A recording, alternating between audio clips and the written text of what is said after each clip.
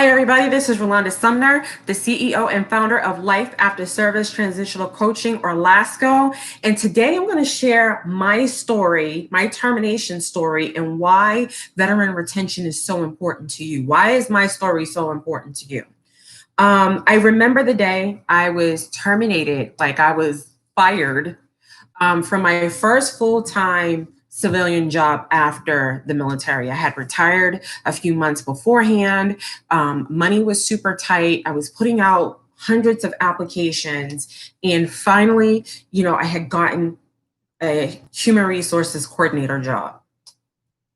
And a couple of months in it, I was terminated. It was on the Labor Day weekend that year. And I felt so rejected.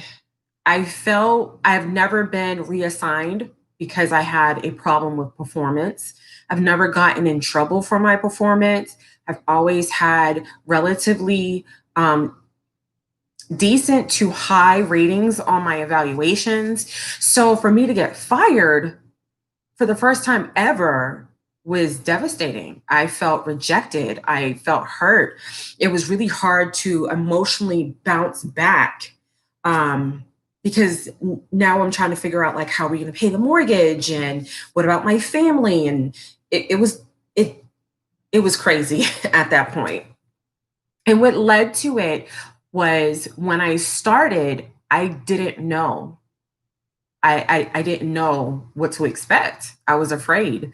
I was going into the civilian job, and I wasn't sure how the culture of the organization was going to embrace me, which they didn't.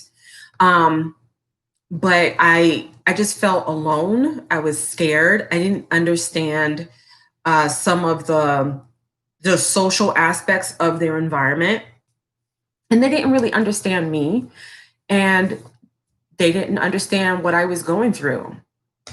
So naturally, they felt like I was not a good fit for their team, and I was terminated. And it was really, really shocking.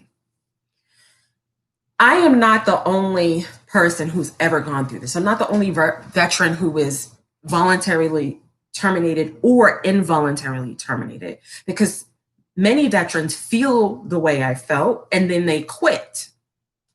So I'm not the only one who has gone through this. The reason it struck a chord with me is because I know that it could be better.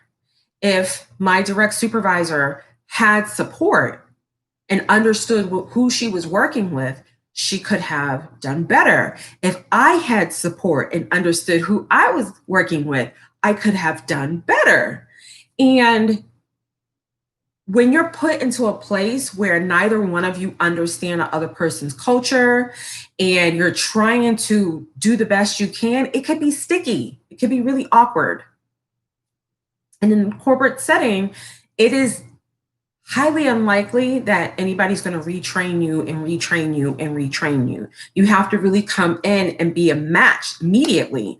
And in the military, we get multiple chances. And if they retrain you enough, they'll just reassign you somewhere else that you can make it in where they need you. I was in a human resources. This is a couple of years after that. And I was working for another company as a case manager, but I had a lot of HR responsibilities. And I went to a human resources meeting. I was going to them every so often. And I remember this particular meeting because they had invited veterans to attend. And this is with the local SHRM chapter. They had invited veterans to attend. And the real question was, how do we keep our veterans from leaving? Why are you guys leaving us? Many people, or many of the HR professionals, believe that it was malicious. And there were others who were like, okay, the military is not preparing you enough. And I knew that there was a connection. There was a disconnect, because as wonderful as having a veteran recruiter is, their job is to get you into the seat and to satisfy the needs of the client, right? To find somebody who is fully qualified for the position for which they're given, specifically a veteran, and get them in a seat. And their job is to help them stay in that seat for 90 days, at least 90 days, and then move on to the next person, which is great. Everybody has a specialty. And without veteran recruiters, a lot of veterans wouldn't have jobs. But there wasn't anybody who was just only focusing on after they've been hired, on the onboarding, on the veteran after they've been there.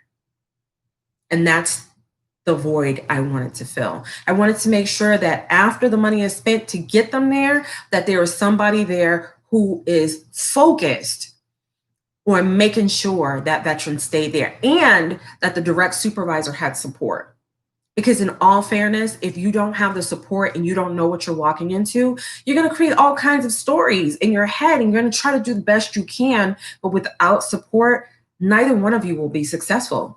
When a candidate walks out the door before the 1 year mark and they have all the money has been spent and his direct supervisor's done the best they can, somebody else has got to take care of that paperwork or that job, which means either the supervisor has to step in and take care of that workload or the rest of the team. And it can really throw things off whack. To see you tomorrow, and make sure you share this with your friends and subscribe. Talk to you later.